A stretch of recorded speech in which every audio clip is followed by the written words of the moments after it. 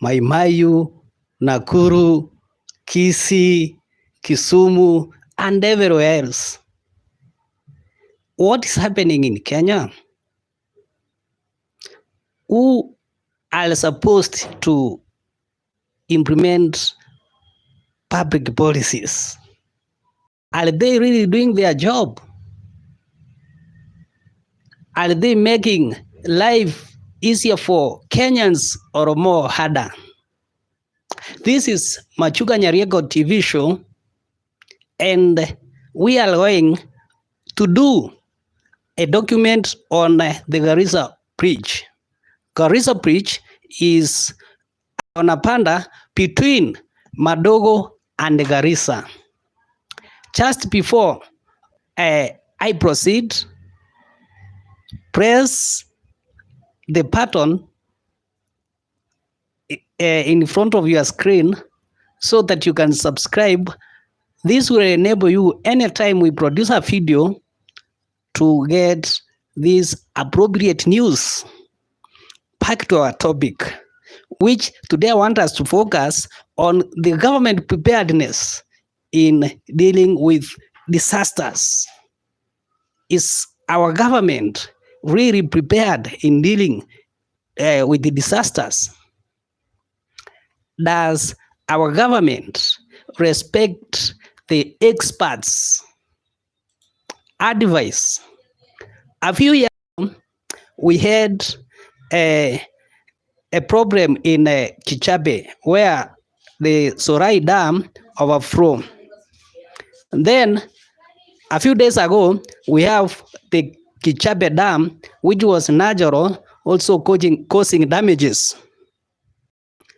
Despite the fact that the government having been warned, today there is rains all over, including Nairobi, as the construction authority taken an initiative to ensure that the buildings in which people are living are or it is waiting for a tragedy so that it can start harassing Kenyans while we have lost people. Let me go back to our main topic, which is on the Garrisa Bridge. Historically, this bridge was a colonial bridge. It was constructed by the colonialists. And over years, it has been there. And this is the gateway of the water from these upper areas to the coast. When Masinga Dam overflows, it releases back the water which passes through this bridge. Whereas the bridge is so big, in terms of height, the water that comes from these other parts is so much that like today, it fills up to the brim. So what happens? The other day yesterday when we were listening to the CS for Transport, Murkomen, on an interview with one of the Murkomen said that they know that the bridge is so dangerous, but they only have a plan first to ensure that they construct a dam which will control part of the waters from Masinga Dam and those other dams which flows back, which flows through that river, so that wherever it reaches Garrisa, it is at a reduced or it is controlled into minimum. A significant question that arises from that is, who is to blame for the deaths that occurred yesterday and yesterday part one, whereby people were swept. Those who are using a port, who are around 43, for 23 were rescued. About 7 people were dead, including one of our colleagues who was going for teaching practice, Odera, who died, and many others. What is really happening to our policy implementers? Last year, something that is fairly disturbing is that last year we had similar floods in that same area. And the government was expected that it would act because we had a 7-month dry spell between this period whereby the government should have taken some actions. There are no signs at all that the government was doing something so as to control the floods or the waters that wherever it is released from Masinga Dam, it gets into a given dam so that it reduces. How will Kipchumba Murkomen explain to Kenyans? How will he explain to Kenyans that they have long-term plan? I don't understand what they said, 50,000 years or 50 million years. Even those who are constructing houses, when you have a small piece of land and you have a long-term plan for your small plot, maybe 50 by 100, you just put a fence and in between you control the waters.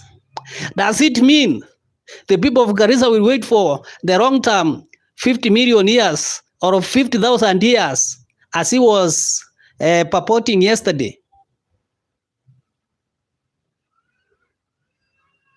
I squarely put my blame not just to the Kenya Kwanza government, but the CEOs, including the Murkomen. Last year, when there was leakage of water at the international airport, he gave us a good narration of the miracles that are going to happen in Nairobi, not just at the airport, but in Nairobi. Yesterday, he did the same. I can describe him as a man who can best be used during campaigns, but not when he's in office and giving him promises. What Kenyans, what the Garrisa people will expect from the CS for transport is that we have started the construction of another dam. And this dam will control the waters that are moving down to the coast. So give us 2 to 3 years or 4 years or 5 years before the dam is complete. But now he's talking of millions and millions of years. Is actually becoming a fossil. Murkomen is becoming a fossil. How can you tell us millions or thousands of years to come, and we are living today? You have been attending several environment meetings.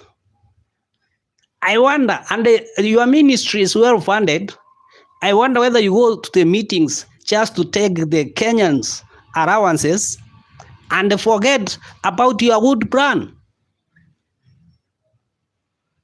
What I believe is that the Kenya Kwanza has got a good plan, but which is in the pockets of a few individuals. They are implementing nothing.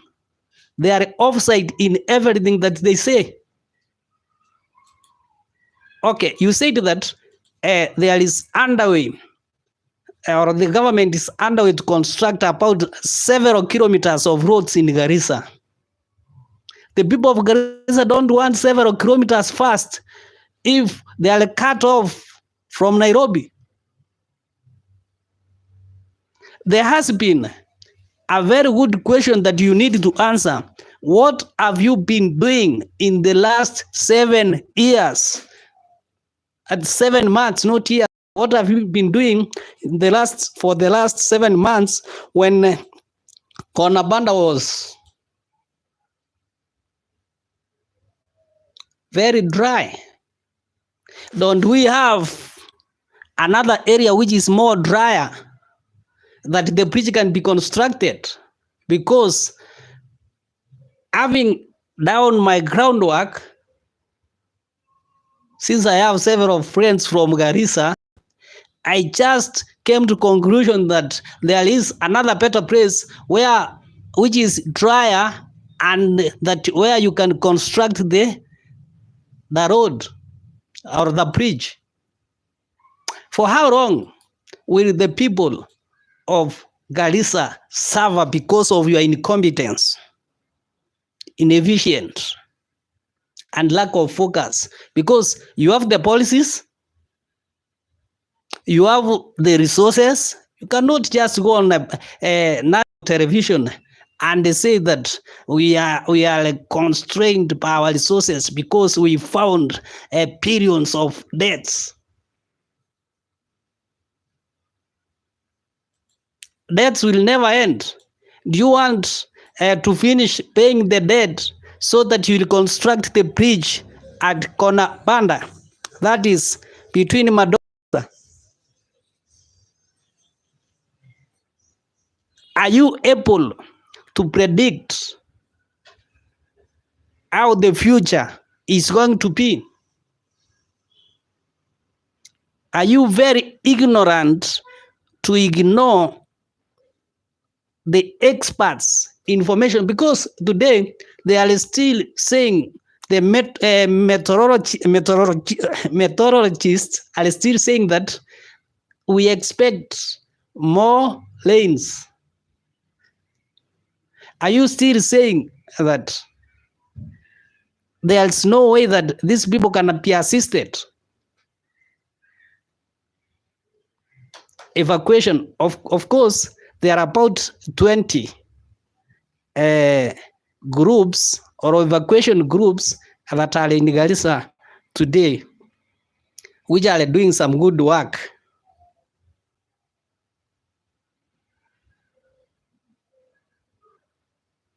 What will happen? What will happen shortly after completion of these floods? Because they will come and go. Are you still going to wait for 5 months without starting the dam? What are your priorities? Do you mean that by putting a priority to the construction of a dam, which will save several counties in the northeastern part, is something wrong? Does it mean that the northeastern parts are unviable, such that you cannot use the government resources to ensure that there is proper flow and controlled of water? Are you waiting for Kenyans to start moving or running here and there 1 month from now looking for water that you should have controlled together with your colleagues in water department, together with your cabinet? What are your priorities? We thought that the Kenya Kwanza priorities were at the bottom. And here at the bottom means agriculture, water, because they are the main water, agriculture are the main pillars that can promote even the issue of unemployment. Now see what is happening in agriculture. See what's happening in trade, and also see what is happening in the Ministry of Water. They have no plans to save the water, the rainwater. They have no plans to save the rainwater. Does it mean, Murkomen, that Kenyans will live for years constructing roads? Why don't you take the simple measures? You have the policies, and the Kenyans are very good in making the policies. Why can't you ensure that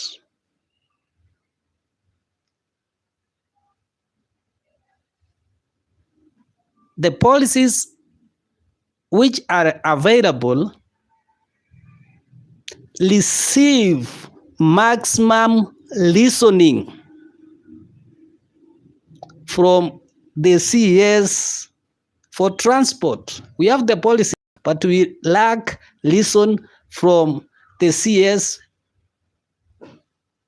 for trade, from the CS for transport.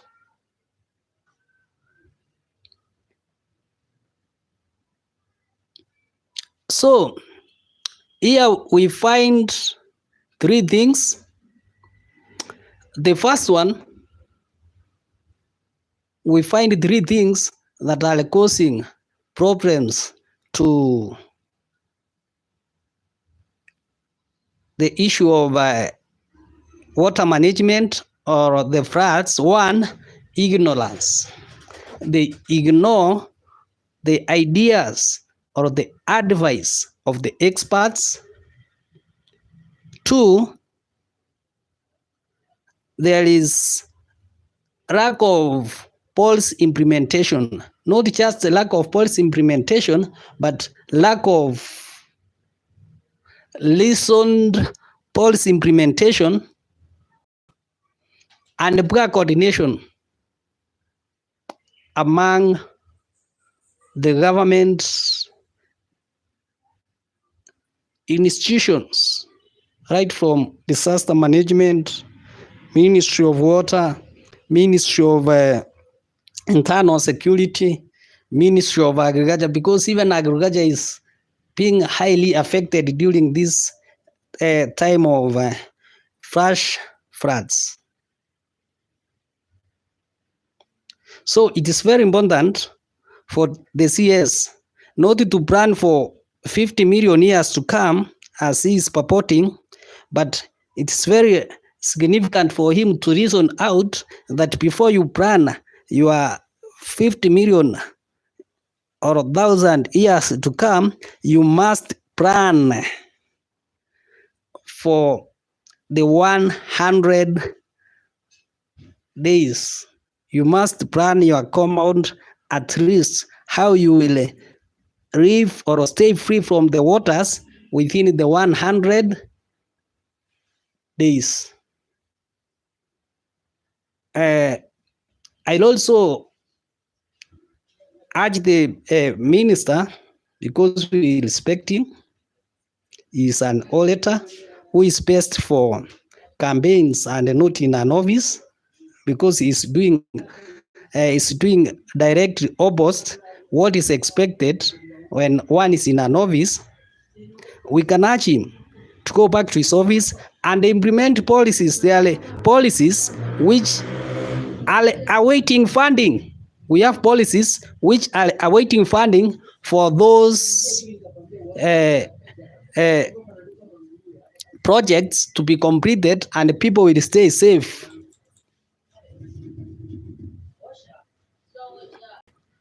I'll complete by saying our viewers kindly continue subscribing, pressing the button so that we'll always get such a powerful information from the Machuka Nyarieko TV talk show. Thank you so much.